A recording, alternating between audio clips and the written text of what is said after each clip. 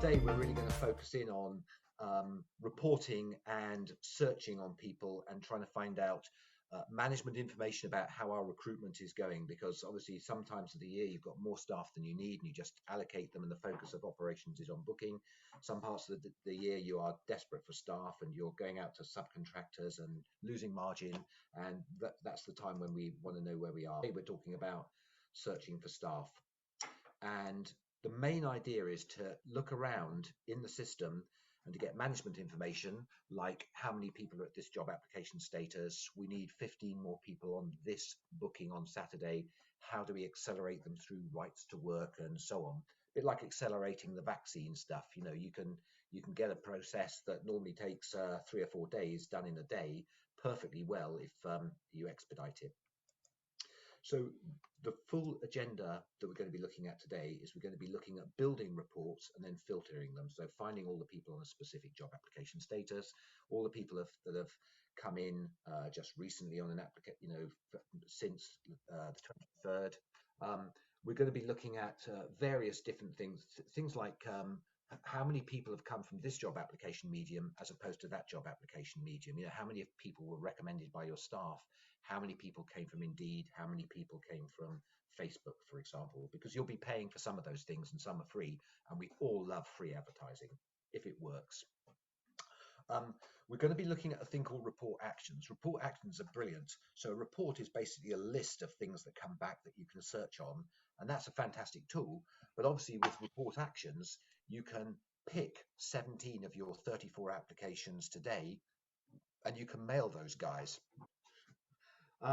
We are also able to change somebody's job application status. So you could take 34 applications that have come in today, quickly whiz through them and find that 3 of them have the qualifications that you need, and you would click on a report action to mail those 3 people, and you pick their names on the list, go to bulk mail and send them a mail saying, we'd love you to come to an interview. Before that, could you fill in application 2, or whatever your message is, whatever your procedure is. For the other people, the other 31 people, if you were fussy enough, you might want to send them either a rejection letter or say, thank you very much for your application. We'll be back to you in 2 days, or whatever it is that you want to say, or you might be considering them for other jobs. I think the wording a lot of people use is, may we keep your details on files for 3 or 4 months while we look for a job for you, or something like that. Or there will be situations where people have applied and you'll say, thank you for your application. Could you apply next year, because you have to be over 18 for most of the jobs that we do. So then we've got searches. Now there's any number of reasons that you might want to do a search. I guess probably by way of a nod on the guys on support here, one of the most common searches we're asked for is where Sam calls in and says, I've applied to join your company, and you can't find a Sam on the system. And the reason is that Sam's actual name is different to Sam on the system, and he's applied using his passport name, and it sure isn't Sam. It's some long double-digit, double-barrel, whatever name. So there are ways to be able to search for people by email, by phone number, by cell phone number, which is relatively unique, by misspellings of the name and so on. And most importantly, that often picks up duplicates. Sometimes people will have applied and our system has deduplication processes. So if you try to apply as bill.blogs@gmail.com the first time, you're fine. But if you try and apply a second time as bill.blogs, the system will have a message which will say, could you call the office, there's a problem. Or it may say, depending on which message you've chosen from us, it might say that email has already been used. Could you go through the password reset if you forgot your password? And the reason we do that is because most agencies that we work with have a blacklist. If I'm honest, that's probably one of the main reasons for doing it. Number one, we don't want duplicates, but most agencies will have a bunch of people that they don't want to re-employ, and you want to be able to deal with that situation. So if they try to re-employ, if they try to fill out your form again, you can dedupe on email. Some customers want us to dedupe on email, national insurance number, and date of birth. And the reason for that is they can apply, they can even join the staff bank, but they sure as eggs are eggs aren't going to get paid. There is also a special case. Indeed create a new email every time somebody applies. So if you have 4 or 5 jobs and somebody applies for those 4 or 5 jobs, Indeed's whole business model is based on jobs, not people hired. So you might have really 2 jobs, stewards and security guards, or you might have 1 job, merchandisers. But if you if you just do that with Indeed, they're not very interested in you because it's one fee. They want to see lots and lots and lots and lots of different jobs. So some people literally change the job every month or so, you know, from merchandiser 1 to merchandiser 2 to merchandiser 3, so that Indeed think they're creating lots of jobs. So if somebody applies 3 or 4 times from Indeed, they'll come in with 3 or 4 different Indeed emails. And when you import the data that Indeed export from their system to your system, there's a devil of a job to dedupe it. So that's a special case. There's also an audit trail, so you can see who made what changes. And this leads me on to APIs and BI systems. I'll explain those in a moment, but the fundamental idea is that you can pull out data and that you can put them in business information systems. The simplest and cheapest, it's free basically, is to use Excel pivot tables. So you export the data into Excel and you press a button and it updates the data. Many of you as customers will have this for various reasons. But the other thing people are asking for a lot now is to be able for us to export a time slice and put it into something like Power BI or Cognos Impromptu, or one of the many business, or Tableau, one of the many business intelligence tools on the market, because they want to either present it to customers or present it to their board, who are numerate but don't want to be mucking about with figures. So if we just go on, you remember there's this staff journey. So you want to know where your staff are on this journey. Your journey might be simple, like this one.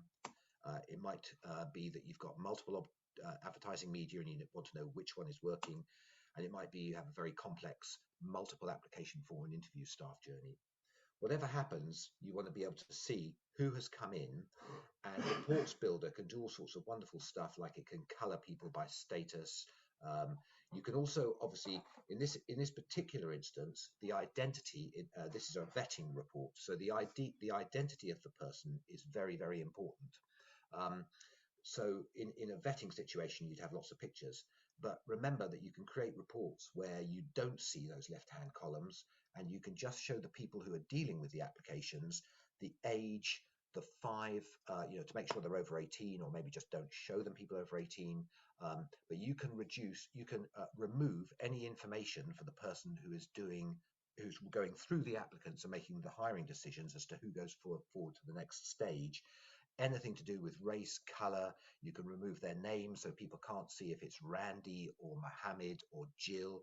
So you can't tell gender, color, religion, anything. You can just see, do they have an SIA badge, or have they got 2 years of merchandising experience, whatever it is you need. Are they FIVES trained, and so on. So the idea here is that you can create these reports, and we're going to be jumping into most of this stuff today is about live demos. You can also filter them. You can choose which colors go into them, which columns, and you can create graphical output. I'm not sure if we'll be able to do the graphical output in this session, but we will be doing it in the 2 reporting sessions that are coming up. Okay, so reports, build and filter. I'm now going to just swap over to if I can find my Chrome thing here, and for your delight, we had a bit of a glitch with this thing, and the heroes in R&D have fixed it, I'm delighted to say. So we're back online with this system. What I'm going to do is I'm going to start off by showing you the reports page. Now, one of the things, I see we've just basically gone backwards. They've obviously gone back to a backup or something, because we were mucking about with it before the show. So this thing here, forget this thing here. This is something that we put in to help us, and I'm just going to leave it there now, but don't be distracted by the thing on the left. What we have on this system is a product called Report Builder, and you can create as many reports as you want. You can put them on pages and dashboards and things. I think I've showed you my dashboard in the past. If I haven't, here it is. Where are we? It's not on there. It is on Internet Explorer. So my dashboard, if I get off a specific customer, my dashboard has various different project management, Rick's dashboard, support calendar, which is as the name's on the tin, basically comes up here in just a moment. We've got various charts, and we've got a Kanban, which is all of the support items.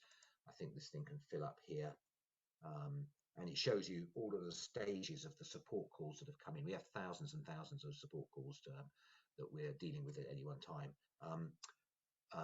Ironically, the quality of a piece of software is determined by the number of bugs and support calls that are reported. So something like Microsoft Word probably has about 30,000. We would aspire to that because it means thousands of people are using it.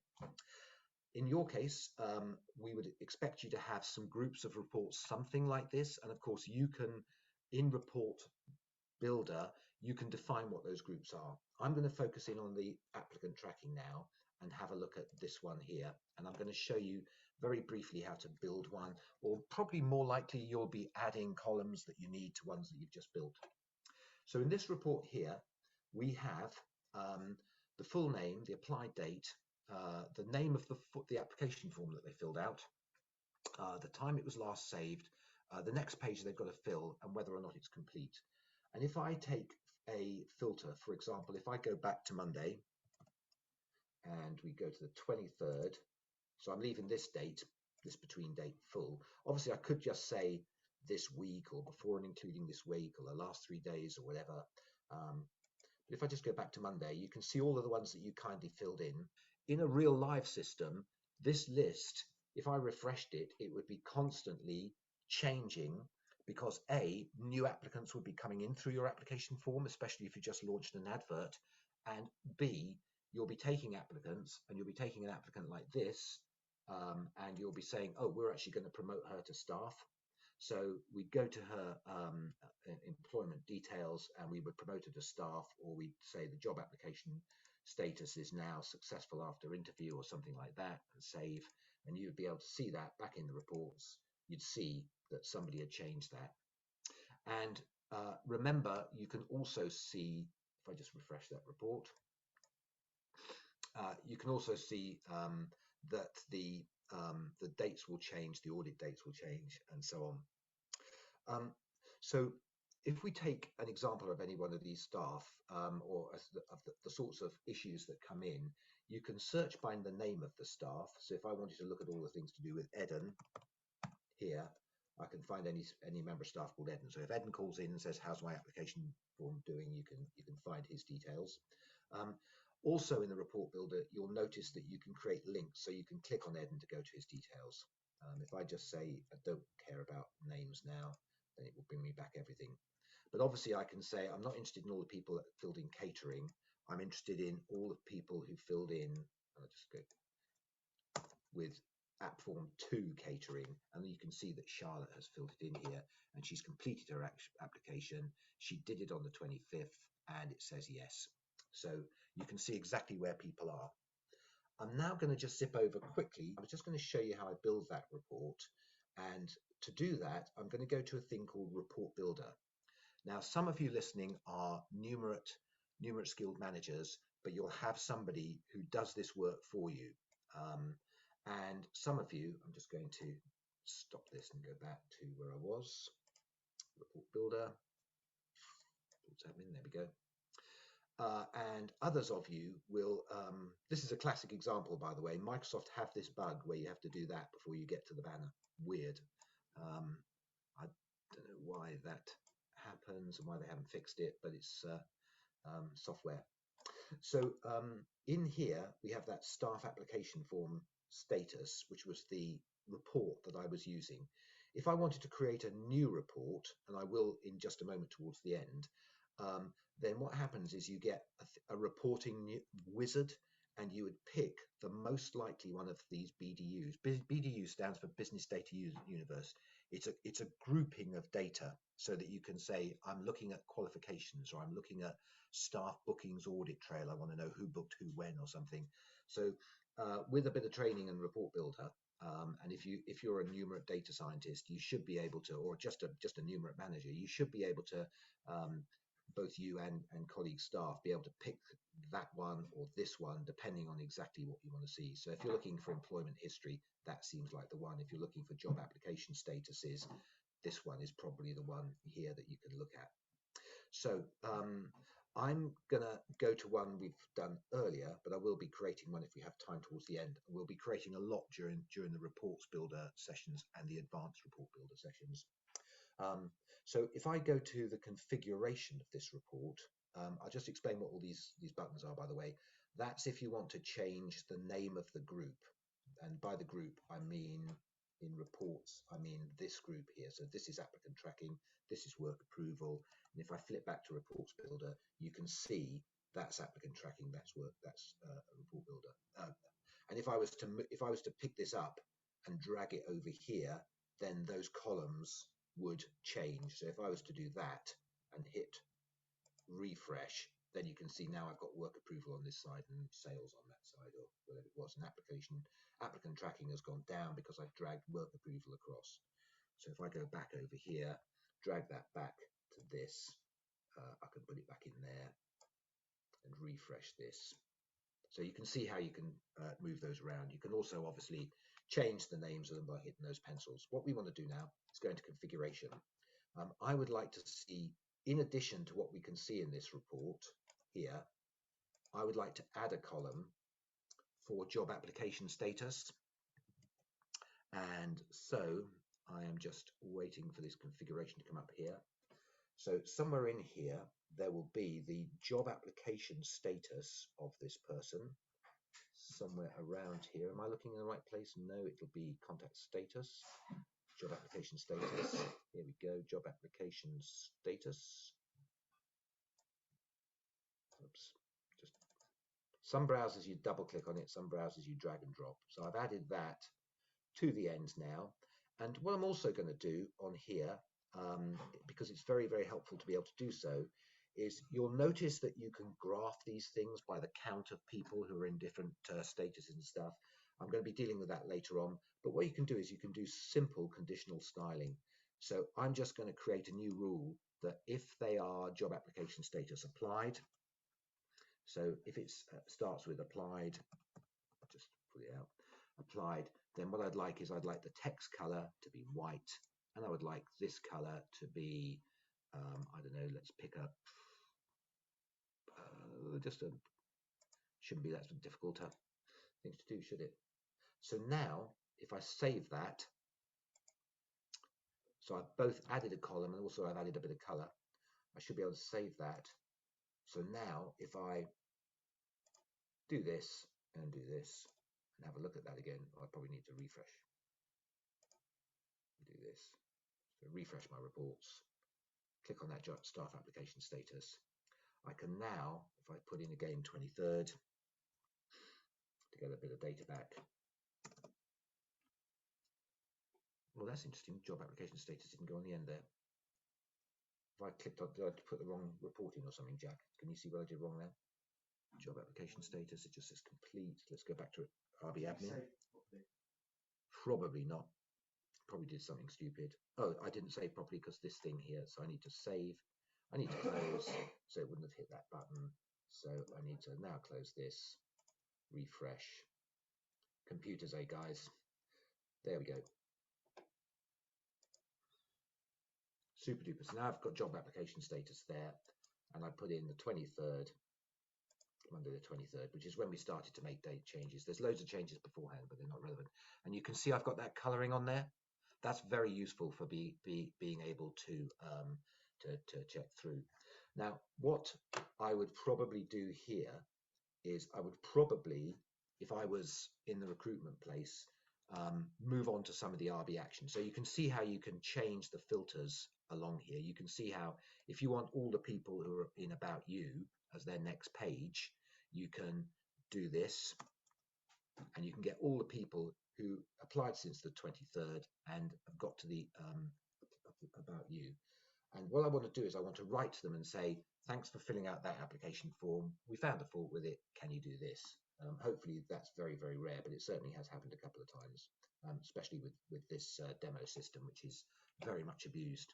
So I'm going to write to all of them, and you'll notice that there's a thing called RB actions.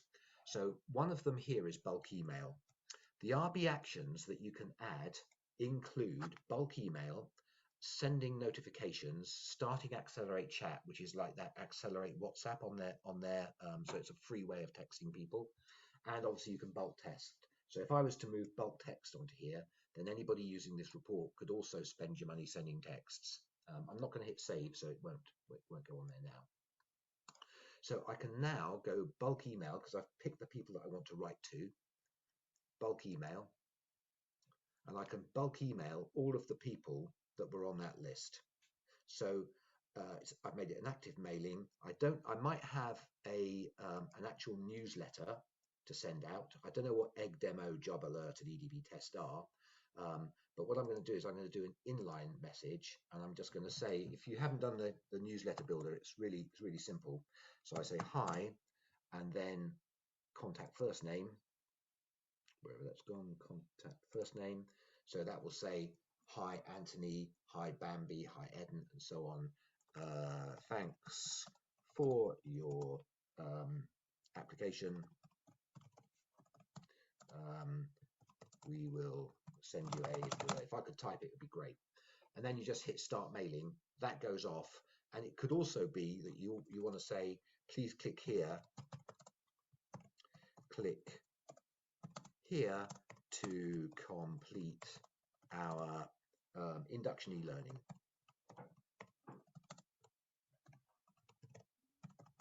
You can then click here to complete our induction e-learning. You can then add a hyperlink and put the link to your induction e-learning on there. Or, as we're going to be doing in another course, you can send them off to a questionnaire for the e-learning, and obviously it says please save your mailing first, which I'm not going to do, but you can send them off to a questionnaire and it'll say, is this anonymous questionnaire or is it for qualifications, and so on and so forth. And we're going to be doing that later. But the idea is these RB actions are absolutely brilliant because you can, for example, pick all these people and you can say, I want to change their job application to applied, or I don't know, where are we? Applied, job created, or something. Let's just increase the size of this. Job offer made, job offer accepted, or whatever. So you can easily move people along. So we've done report building, or we've done more editing really. Finding people. So if you look for, if you put Bambi in here, you can find Bambi on a big list, because your lists, the ones that we see when we do support with you, are much longer than this. You're getting lots and lots of applicants coming through. You can also find all the people that got stuck. So for all sorts of reasons, people might be at contact created. And the reason that we have next page in here is because if you're desperate to get people through and you find a lot of people stuck on the SIA stuff or employment history, you can easily call up those people and say, where are you getting stuck? Is there a problem? Or you might make a hypothesis. We desperately need door managers on these 58 pubs. We'll deal with this on the phone or whatever. You can see where people are getting stuck and you can call them up and make sure you get those very valuable door managers before your competitors do. So that is one of the main reports. This is Report Builder, which we're going to be spending quite a bit of time on in the report presentations. Back to the PowerPoint now. Also on reports, and I'll do this in Report Builder because we're running a little short of time now. I wanted to finish this in just 2 or 3 minutes. In the security section on reports, you can decide who can see that report. And remember that in user admin, you can decide if somebody is not allowed to see reports at all. So you can say, for example, only HR can see the HR and applicant tracking reports, only onboarding can see the e-learning reports, only sales can see the sales and marketing reports, and so on, of those groups. So moving on, we've talked about reports actions. Bring back a list, select the candidates you wish to work with. You can change their job status. You can change profile data as well, by the way. You can pick 15 different people and change their profile data. You can also do things like create reports where you find all the people whose work visas are going to run out within the next 90 days, and you can mail them to say so. But a lot of you as customers will already have triggers for that at 90, 60, and 30 days. writing to the person concerned to say their work visa is about to run out and you may not want to book them anymore unless they sort it out. But in addition to that, it would copy your HR department. So then you can communicate to them using texts, Accelerate Chat, or whatever you allow people to do with that report. We've also had a look at searching and finding candidates, and of course you can do that by who's got what qualifications for a particular job, and you can also look at it by audit trail, so you can see all the people who've made where Sally has updated them to job offer made in the last 2 days. So there's very, very useful filters for looking through your funnel, and you can change what filters they are. So one of the most important these days from a compliance point of view, as I mentioned earlier on in the session, is to be able to say we don't want our staff to be chosen on gender or anything where we could be accused of, even though we don't, any sort of equality issues. So you can remove all of that information like names and photos and even address and so on, and you can just have what qualifications they have and things.